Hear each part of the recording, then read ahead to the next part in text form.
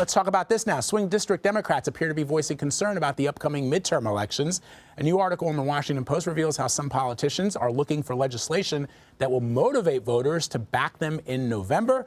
Marianna Sotomayor wrote the piece. She's a congressional reporter for the Washington Post, and she joins me now to talk about it. Marianna, good to see you. Thanks for having me. So your piece is titled Swing District Democrats in Need of a Midterm Reboot, Push Leadership to Break Up BBB. So essentially, there are some that are in favor of breaking up President Biden's Build Back Better plan. Who are these members, and explain how it would work?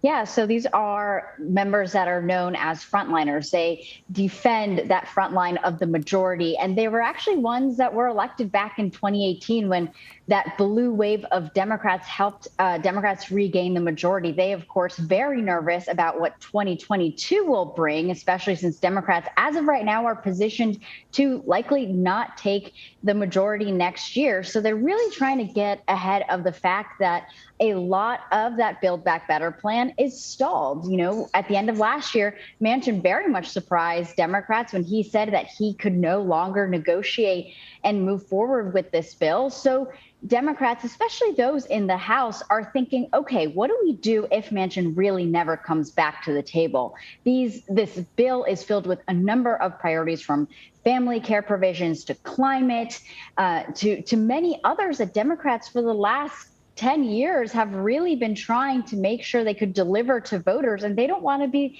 left empty-handed on the campaign trail and not be able to deliver to voters who for a long time have thought that Democrats would be able to address a number of these concerns. So one of those proposals is breaking up the Build Back Better bill and potentially finding a compromise with Senate Republicans who they need the support over on the Senate side on things like prescription drugs, potentially the child tax credit. But, you know, leadership is saying that takes up a lot of time. We've seen how slowly legislation can get through both chambers in Congress, and just being able to say, hey, let's break this up, probably means you won't get a number of priorities done. Yeah, you know, your reporting, as it always does, has some really fascinating details. And you report on a meeting that took place with House Democrats and Steny Hoyer, which during that discussion, they discussed Build Back Better. And you quote Representative Susan Wild of Pennsylvania, who's a Democrat, about this notion that I guess was presented during that meeting where they said, look, the president wants to pass transformative legislation, and breaking it up into pieces would mean the opposite of that. And she said what? She said simply, I don't care.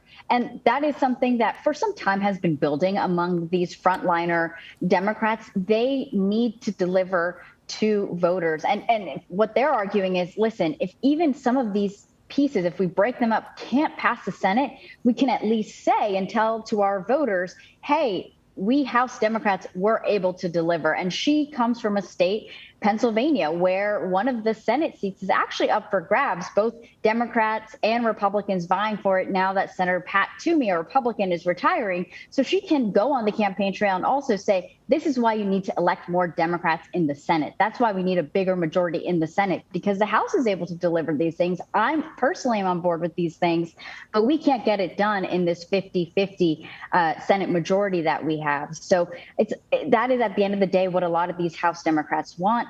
Be able to have an arsenal of proof that they do support these policies, that at least the House can pass these things through, but they need more support, more Democratic support in the Senate to make sure that Biden's agenda and Democratic priorities are actually able to become law.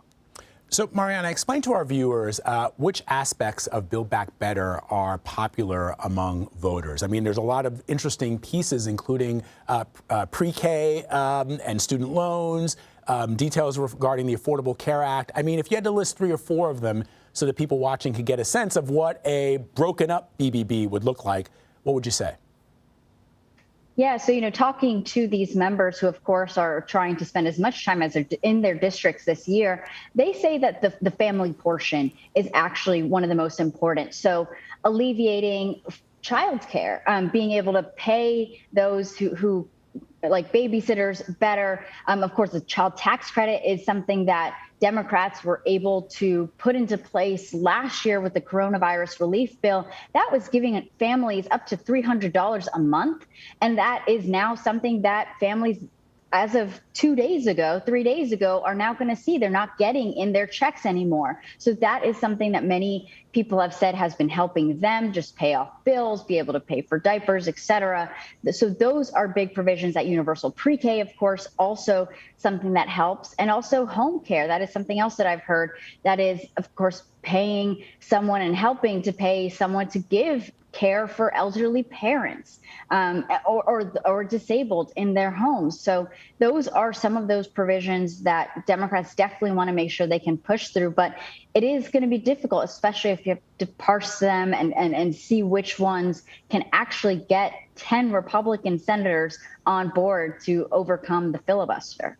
But I guess one can see the political calculations at play here, right? I mean, if the polling is accurate that Democrats may lose control of the House of Representatives in the midterm election, you probably have some Democrats who are saying, look, I got to have something to show for the years that I was in Congress, especially if we're about to lose power in the House. So where can we find common ground with a few Republicans, whether it's on prescription drug benefits or whether it's on alleviating student loan debt or alleviating the strain and the burden that is placed on parents for kids in kindergarten and pre-K? I mean, is that the sort of the thinking there?